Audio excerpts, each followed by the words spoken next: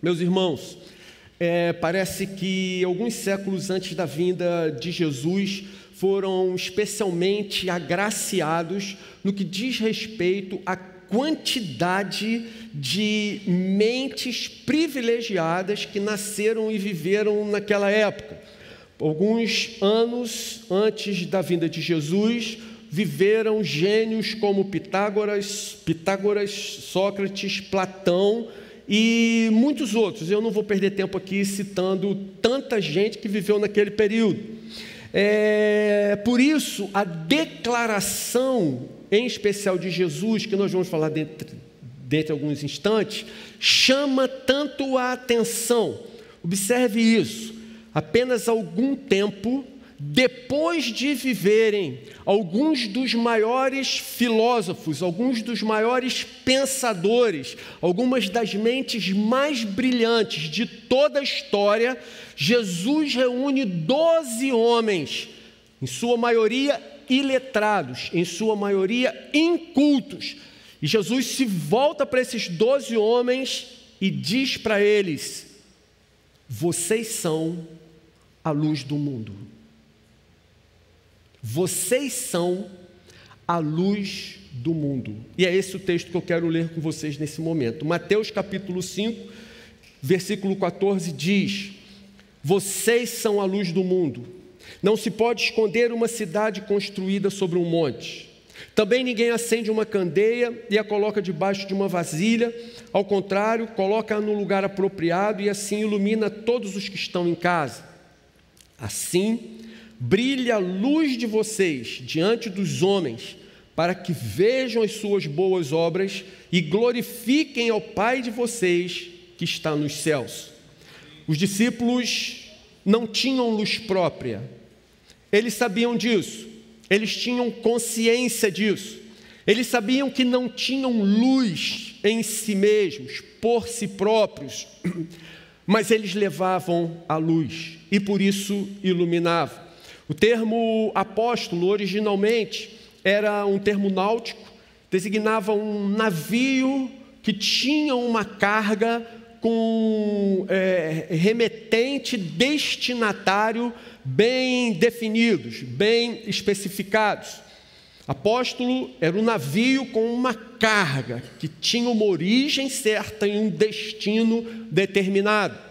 Com o passar do tempo, o entendimento, esse termo começou a ser associado aos discípulos de Jesus, e então a sua definição foi se renovando e passou a ser entendido como aquele que é enviado, aquele que tem uma mensagem, aquele que tem uma missão e é enviado para cumpri-lo.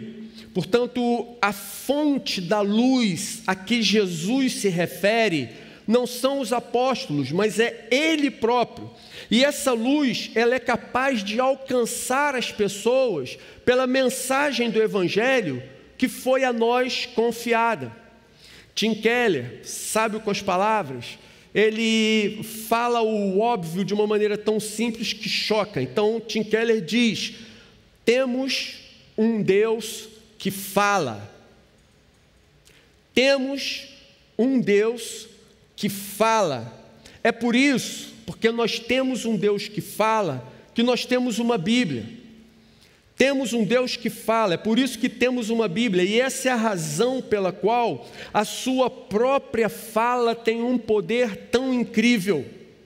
Conforme profetizado por Jeremias 23, 29, o Senhor diz: não é a minha palavra como fogo, pergunta o Senhor, e como um martelo que despedaça a rocha, assim é a palavra que sai da boca do Senhor. Ela é poderosa, ela tem energia, ela vai prosperar naquilo para o que o Senhor a designou. Gente, o que Deus quis revelar aos homens, Ele revelou aos seus servos. E Deuteronômio 29, 29 diz: as coisas encobertas pertencem ao Senhor nosso Deus, mas as coisas reveladas pertencem a nós e aos nossos filhos para sempre, para que sigamos todas as palavras desta lei, sob absoluto controle do Deus Todo-Poderoso, com todo cuidado, muito temor e um enorme zelo por parte dos profetas e dos apóstolos, a revelação de Deus foi dada e escrita, preservada e chegou até nós de maneira absolutamente inviolada. Como saiu do coração de Deus, ela chegou até nós. Essa é a revelação de Deus para a humanidade. Uma vez que a Bíblia é a palavra de Deus, não há nenhum outro escrito que se compare a ela em termos de sabedoria, de conhecimento e, sobretudo, de poder para transformar, para curar, para salvar, para mudar, para libertar as vidas. Não existe nenhum tratado filosófico, não existe nenhum trabalho acadêmico, não existe tese alguma sobre as mais diversas áreas do saber, nem mesmo a tradição oral, passada de geração para geração, nem mesmo as decisões dos concílios religiosos mais eruditos se equiparam à Bíblia Sagrada. E pela graça de Deus, a sua revelação não ficou dispersa aleatoriamente pela humanidade sobre todo o globo. Ele não deixou que isso acontecesse, mas em um trabalho extremamente longo, sobremodo complexo, impossível de ser humanamente realizado, Deus reuniu toda a sua revelação em 66 livros e permitiu que ele chegasse até nós. Você certamente soube, ouviu, que num determinado momento, Deus determinou que Moisés subisse no Monte Sinai, e o povo todo ao redor via Deus se manifestando lá no topo, viu a nuvem, ouviu os trovões, viu os raios, viu o fogo consumidor no topo do monte, e apenas Moisés pôde chegar ali aonde Deus se manifestava e conversar com ele. O povo não poderia sequer tocar no monte. Você nunca ficou curioso para saber o que Moisés falou com o Senhor? O que o Senhor falou para Moisés? Como é que foi essa conversa? O que Moisés viu? O que ele sentiu? E o que Deus revelou para ele? Você nunca teve curiosidade de saber? Pois eu quero dizer para vocês, está escrito aqui. Se você quiser saber o que aconteceu ali, está registrado. Nós podemos saber. Em um determinado momento, Jesus pega Pedro, Tiago e João e sobe um monte, se transfigura diante deles. Apenas eles três puderam presenciar esse momento sobre modo glorioso. E ali apareceram Moisés e Elias junto de Jesus, transfigurado, e os dois em estado de glorioso esplendor, e tem uma conversa, e eles assistem Moisés, Elias, Jesus conversando, e eles têm a oportunidade de falar com Jesus e Jesus com eles. Você nunca teve curiosidade de saber o que aconteceu no topo do Monte Tabor? O que aconteceu naquele momento tão glorioso? Você quer saber o que aconteceu? A conversa que houve? Ela está registrada aqui, nós temos acesso. Tudo o que nós precisávamos saber foi registrado, foi escrito, anotado e chegou até nós. A Escritura Sagrada é a inerrante, a infalível, a suficiente revelação de Deus para as nossas vidas. Tudo o que a humanidade precisa saber de Deus, encontra nela. Tudo aquilo que você precisa para a sua fé, você encontra nesse registro. Tudo aquilo que você precisa saber para continuar firme no caminho que levará você ao céu, você encontrará o seu registro aqui em um desses 66 livros, no todo desses 66 livros. Aqui Deus falará com você. Meus irmãos, sabe por que eu fiz essa introdução? Para dizer para vocês que, por ser efetivamente a poderosa palavra de Deus, a Bíblia, ela é a base das grandes civilizações. As maiores conquistas sociais de toda a história, elas foram obtidas tendo por base a Bíblia Sagrada. Coisas como a valorização da mulher, a valorização da criança, o cuidado com os idosos, a educação pública e a instrução das pessoas, o cuidado com a saúde das pessoas, o cuidado da saúde pública das pessoas, através de hospitais e coisas semelhantes, a separação entre a igreja e o Estado, o desejo, o anseio, o clamor e a luta por um Estado laico, a libertação dos escravos. Vocês estão achando que isso são pautas de um movimento político progressista? Pois então vou dizer o que os movimentos progressistas tendem a dizer quando são arguídos a respeito de um assunto desse. Vai estudar, porque se você estudar, você verá que muito antes de Marx, muito antes de Gramsci, a Bíblia Sagrada, ela começou essa revolução social, fazendo com que essas minorias encontrassem o seu espaço na sociedade, com que elas fossem tratadas com justiça, que elas fossem tratadas com carinho, que elas tivessem o devido respeito. Você acha que a situação da sociedade tem melhorado? Porque é necessário uma lei que obriga as pessoas a levantarem para que um idoso sente num lugar reservado para alguém que tem mais de 60 anos. Porque são necessárias leis que obrigam um jovem a se levantar para que a grávida sente no lugar reservado para a grávida. E se tiver um lugar para a grávida e um para o idoso já ocupado, entrar outra grávida no ônibus, vai ficar em pé. Você acha que a sociedade tem evoluído? No meu tempo, não tinha nenhuma dessas leis. Mas como a coisa funcionava? Eu fui educado, vi uma mulher, uma mocinha, entrou, ela está em pé no ônibus, não me interessa, eu vou ficar em pé, eu vou ceder o meu lugar. Entrou alguém mais velho do que eu no ônibus, eu vou ficar em pé e vou dar o meu lugar. Não havia necessidade de leis, percebem? Por quê? Porque a nossa cultura, ela foi erguida sobre os valores cristãos, sobre a Bíblia Sagrada. E a nossa cultura nem é uma das mais desenvolvidas do planeta nos dias atuais. Se você pega países que edificaram a sua cultura sobre a teologia, sobre o ponto de vista da teologia reformada, aí você verá o que é efetivamente uma civilização bem desenvolvida. Tem gente que pensa que isso aqui é novidade de grupos, de minorias que estão se levantando para lutar, para encontrar o seu espaço. Nada mais é do que uma manipulação política que tem acontecido nesses dias, porque a grande vitória que esses pequenos setores, que esses pequenos grupos sociais aqui obtiveram, foram a partir do cristianismo e principalmente a partir da reforma protestante no século XVI. Você quer estar seguro disso? Vai estudar.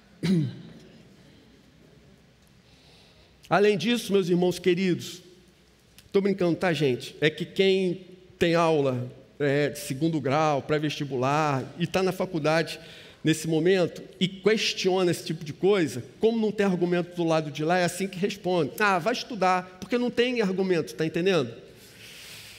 Mas eu quero dizer para vocês que, além disso, e já foi citado isso aqui em outros momentos, os grandes centros de excelência acadêmica do mundo foram fundados por pastores. Universidades como Columbia, Pensilvânia, Princeton e Harvard foram fundadas por missionários e pastores. E sabe por que isso aconteceu? Porque esses missionários, esses pastores tinham absoluta convicção de que quanto mais a humanidade estudasse a ciência, Quanto mais a humanidade conhecesse a respeito da ciência, mais ela iria glorificar a Deus, mais ela iria se deslumbrar a respeito de Deus. No Brasil, nem precisa mencionar a Universidade Mackenzie, ela dispensa apresentações. Você entende? Essa mensagem, ela revolucionou completamente o mundo. Essa mensagem, ela dividiu a história em duas eras, antes de Cristo e depois de Cristo. E essa poderosa mensagem de Deus, essa poderosa e gloriosa mensagem da cruz, ela agora foi confiada a nós. No Antigo Testamento, Deus escolheu Israel para, através dessa nação, abençoar a toda a humanidade. No Novo Testamento, essa missão cabe à igreja. A mensagem que tem poder para transformar o mundo está em nossas mãos. Foi concedida a nós. Chegou a nossa vez. Chegou a nossa hora. Vou abrir um parênteses para dizer o seguinte: nesse período de pandemia que nós temos vivido, essa que é a verdade, nós vivemos um tempo sem precedentes na história. Nós vivemos um tempo diferente a tudo aquilo que nós entendemos, que nós conhecemos da história. Porque vivemos esse tempo tão diferente, nós hoje somos capazes de fazer uma análise que nunca antes foi possível na história da humanidade. Eu vou explicar já para vocês por que eu estou falando isso. Observe o seguinte: nesse período de pandemia, e sobretudo nesse período de quarentena, houve um aumento de 32% do número de suicídios em todo o globo. Em algumas regiões foi maior, mas a média global foi de 32%. No Brasil, essa tragédia foi ainda maior, porque esse aumento terrível do número de suicídios atingiu principalmente as classes mais baixas da sociedade, as pessoas mais pobres, e revelou um lado completamente cruel do vírus e da pandemia, que não é do conhecimento de muita gente.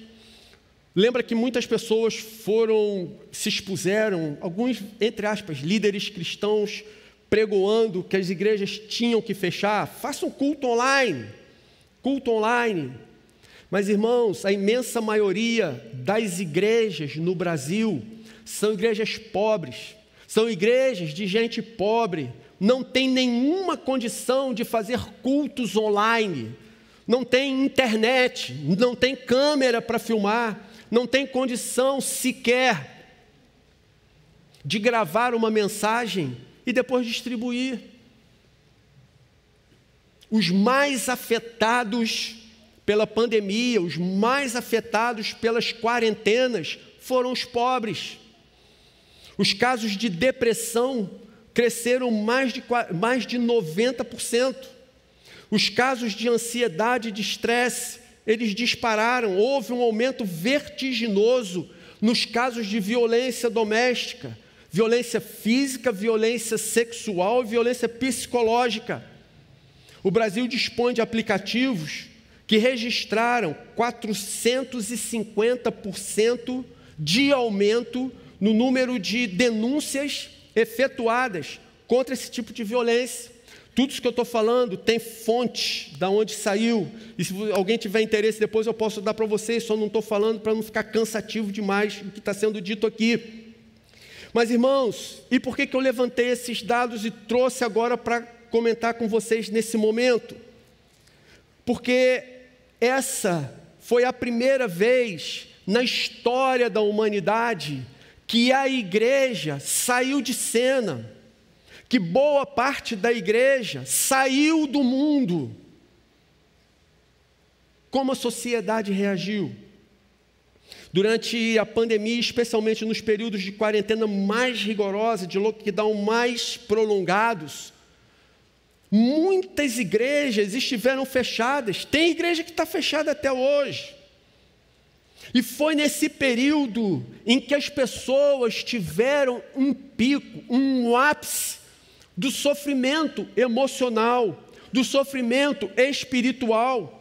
Foi justamente no momento em que as pessoas mais precisavam da igreja que elas fecharam. Vocês são o sal da terra. O que acontece se o sal sair da terra? Então, pela primeira vez na história da humanidade, pela primeira vez na história da igreja cristã, nós tivemos oportunidade de avaliar um período em que a igreja se retraiu, em que a igreja saiu do meio da sociedade, e a igreja se trancou, na maioria dos casos, amedrontada pela questão do vírus.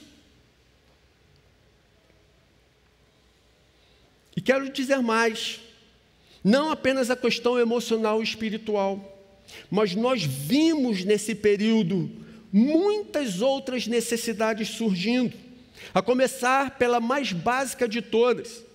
Muitas famílias passaram fome, muitas famílias tiveram dificuldade imensa porque perderam a fonte do seu sustento.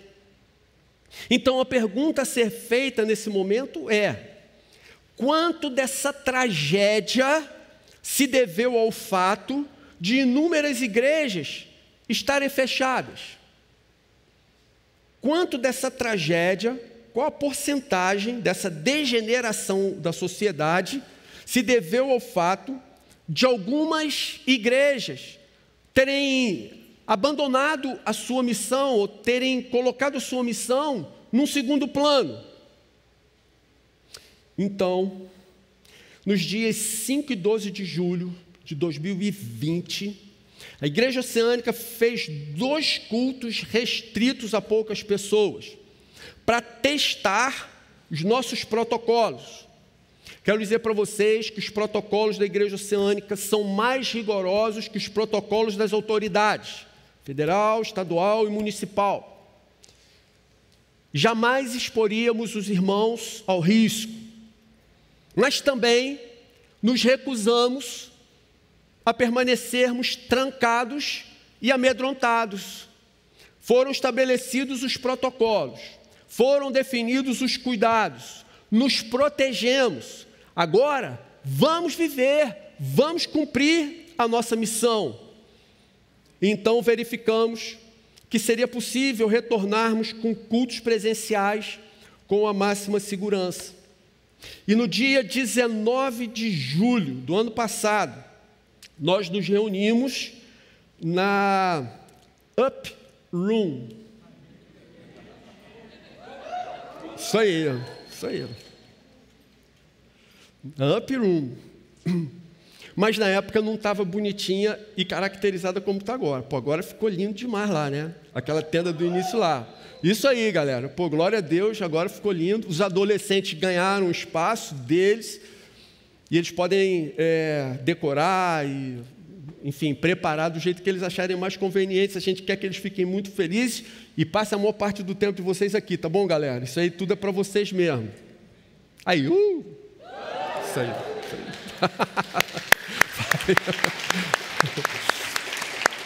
Esse trabalho está maravilhoso, glória a Deus. Então, nos reunimos ali naquela tenda com cerca de 130 pessoas. Mas naquela ocasião, Deus nos falou muito intimamente no coração que algo novo estava sendo feito, que o Senhor não tinha parado o seu mover, que Ele continuava agindo, Ele continuava trabalhando. E Deus nos deu essa convicção de que quando nós efetivamente voltássemos às nossas reuniões presenciais, que nós não voltaríamos do ponto onde nós paramos, mas nós voltaríamos para o futuro. Não sei quantos estavam presentes e quantos lembram que Deus nos falou a esse respeito. Nós vamos voltar mas não para o lugar onde paramos. Nós vamos voltar para o futuro. A troca da tenda já estava em andamento. E nós louvamos a Deus pela tenda também. Obrigado, Senhor, porque Ele nos deu esse espaço bem maior, onde a gente consegue se reunir aqui com mais tranquilidade, com mais conforto, sobretudo nesse período com mais segurança, com devido afastamento. Mas uma outra transformação, um outro mover, uma outra ação de Deus, muito mais profunda, muito mais desejada, já estava ocorrendo. Em primeiro lugar, observamos que contra toda a adversidade, as células continuaram se reunindo online. Contra toda a adversidade, a palavra de Deus continuou sendo pregada nesse lugar. As orações continuaram sendo feitas. E como consequência disso, agora eu vou abrir um parênteses para dizer o seguinte: vou passar umas informações para vocês que normalmente a gente não passa. A gente fica naquele conflito. Poxa, a gente fala, mas Jesus diz que o que uma mão faz, a outra não deve ficar sabendo. Por outro lado, tem pessoas que dizem: por que vocês não compartilham isso? Para a gente se alegrar com vocês. Então agora, como essa ideia está preponderando, eu vou dividir com vocês para vocês se alegrarem com a gente. Quero dizer para vocês o seguinte, irmãos, que através do ministério do Oceânica Social, que é coordenado pelo Beto, e tem o nosso querido presbítero Carlito como um pastor que administra esse ministério, nós temos ajudado mensalmente quase 100 famílias necessitadas. Você não tinha ideia, talvez. Glória a Deus. Isso aí, glória a Deus. Amém. Glória ao Senhor. Porque o trabalho que a Oceânica faz, irmãos, é um trabalho incrível, que não é apenas dar a cesta básica. O Oceânica Social visita a pessoa, conhece a pessoa, se envolve com a família. Ele participa ali junto, se aproxima, procura saber quem é, o que mais que pode ser feito. Ano passado, esse ministério distribuiu cerca de 1.000 cestas básicas. Portanto, no momento em que boa parte das igrejas se fecharam amedrontadas, esses irmãos se expuseram com responsabilidade, se protegeram. Mas como nós poderíamos deixar cerca de 100 famílias todos os meses passando fome por causa do vírus? Não era possível, alguma coisa tinha que ser feita. E esses irmãos se expuseram, eles foram para a frente de batalha. E quando nós falamos de cesta básica, ela é mais fácil de ser contabilizada. Mas existe todo um trabalho envolvendo, em alguns casos, doação de cadeira de roda, doação de cadeira higiênica, doação de material de higiene, de limpeza, facilitação de assistência médica para as pessoas e uma série de outras necessidades que as pessoas têm, que não é apenas arroz e feijão. E esse ministério cuida, irmãos, com carinho, com zelo de tanta gente. Então, realmente, é uma área que a gente se alegra sobremaneira diante do Senhor, com a mais profunda gratidão a Deus pelo que tem sido feito. No campo espiritual, meus irmãos, essa área em que a eternidade das pessoas é definida, nós vimos igualmente Deus se manifestando. Então, nos últimos meses, nós recebemos cerca de 150 novos irmãos à comunhão da igreja. E alguns chegaram aqui justamente porque disseram isso. Estava vivendo um momento especialmente difícil. Uns eram de uma ou outra comunidade, igreja, ou coisa assim, e disseram: olha, eu precisava ver alguém, eu precisava estar com alguém, eu não aguentava mais o isolamento, não aguentava mais ficar trancado, eu precisava ir a algum lugar onde eu visse as pessoas, com quem eu pudesse abrir o coração, conversar. E aí, nós ouvimos nessas últimas semanas coisas desse tipo. A única igreja aberta que eu achei foi a Oceânica. Vim despretensiosamente, entrei para nunca mais sair. Nós ouvimos isso e glorificamos a Deus pelo que Ele tem feito. Algumas células se multiplicaram. E como nós mostramos no vídeo, ainda há pouco, nós começamos uma nova fase na história da igreja, ampliando o ministério da igreja através de parcerias para a plantação de novas igrejas. E nós acabamos de assistir o caso de 4 igrejas sendo plantadas com a parceria da Igreja Oceânica. 2 em São Paulo, 1 em Porto Alegre e 1 no sertão nordestino. Todos esses pastores fazem parte da rede Atos 29.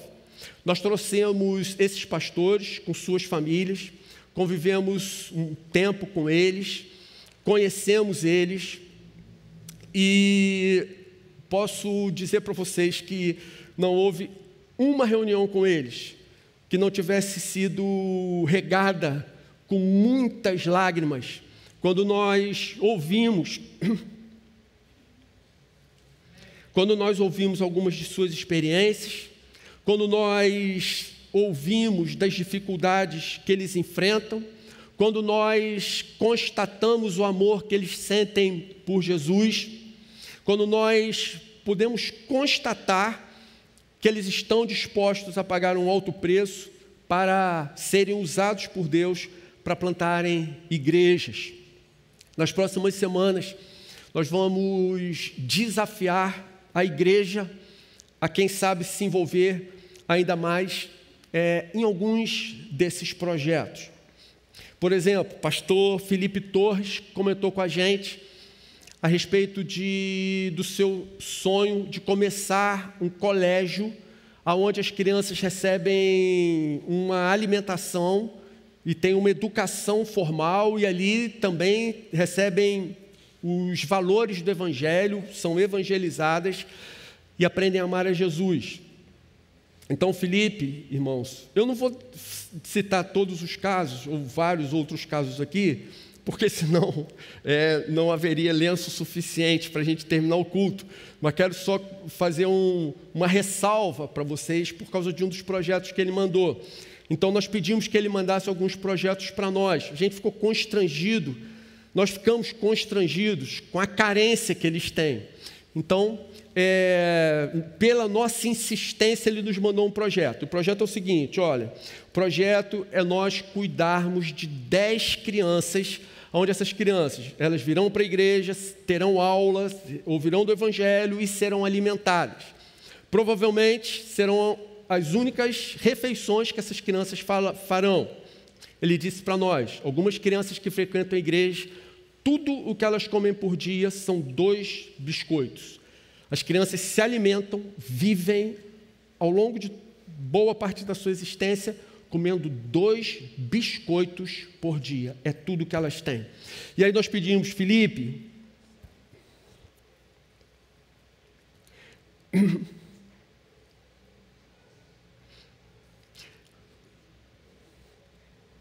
desculpe, não tem como a gente ouvir isso e ficar indiferente, né?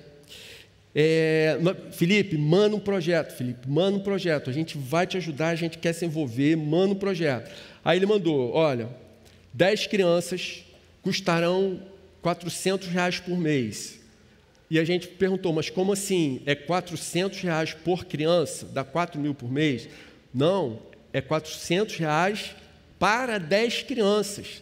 Com R$40 por mês, a gente consegue alimentar uma criança dentro do que a gente está pretendendo do nosso projeto ali. R$40 por mês, nós alimentamos uma criança e proporcionamos uma educação de qualidade para ela. Meus irmãos, vocês percebem? Foi por isso que Jesus, depois daquela era de tantas mentes brilhantes e geniais, ele reúne os seus discípulos, olha para eles e diz: vocês são a luz do mundo.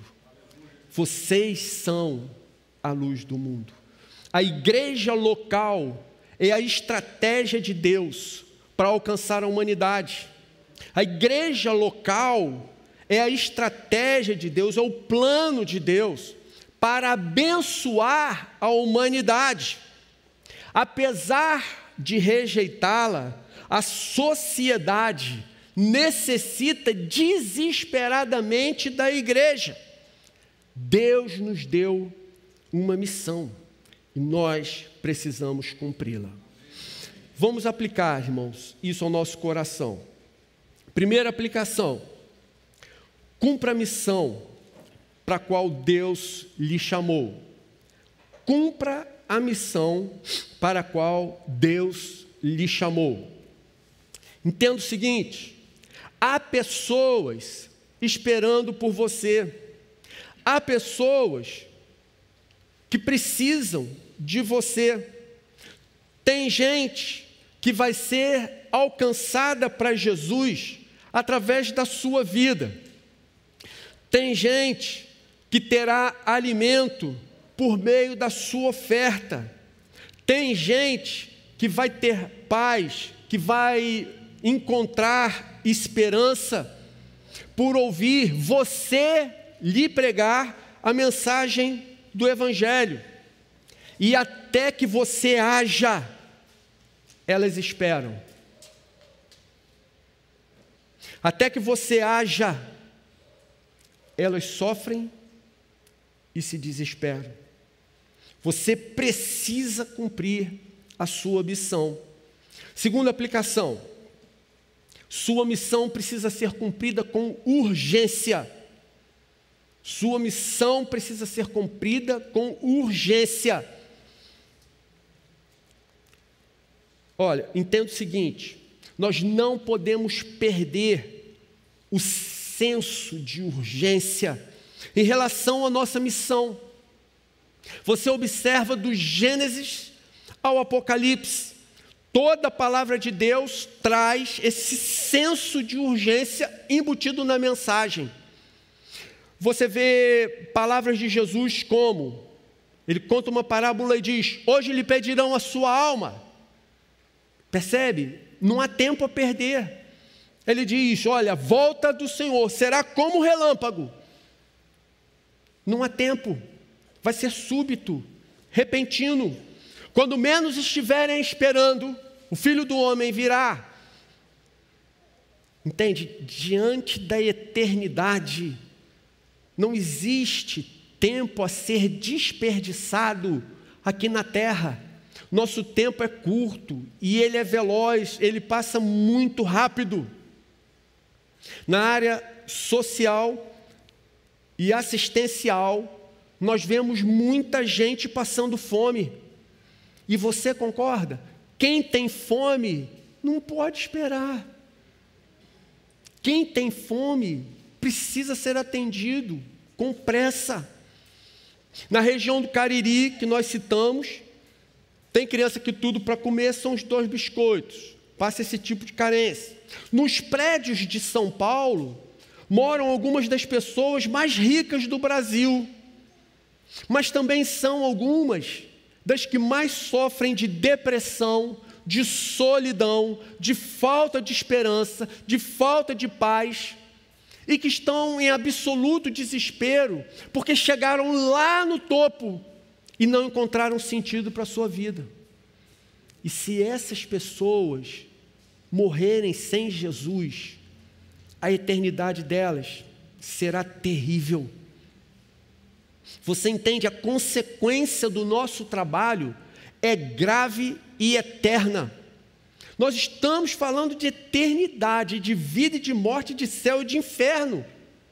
Por isso, nós temos que entender que a nossa missão é urgente.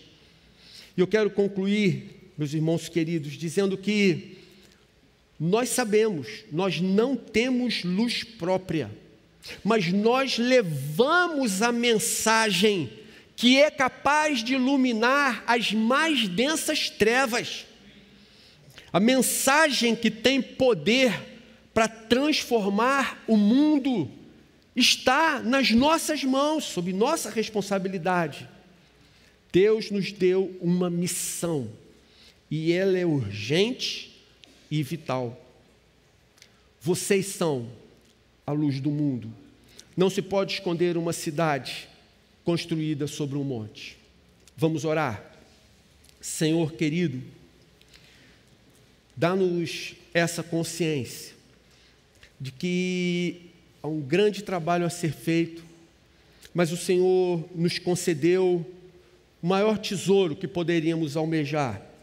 O Senhor nos deu a Tua revelação, o Senhor nos deu a Tua palavra, o Senhor nos deu uma mensagem que é tão poderosa, que ela foi capaz de dividir as eras, ela foi capaz de dividir os tempos, e ela marcou o mundo de maneira indelével. Então agora, Senhor, ajuda-nos a cumprirmos a nossa parte. Dá-nos essa consciência da responsabilidade que temos em nossas mãos. E dá-nos mais, Senhor. Coloca no nosso coração esse senso de urgência, de que a nossa missão não pode ser protelada, não pode ser atrasada, não pode ser adiada, ela é urgente. Coloca essa convicção nos nossos corações, Senhor. Nós pedimos assim e agradecemos em nome de Jesus. Amém.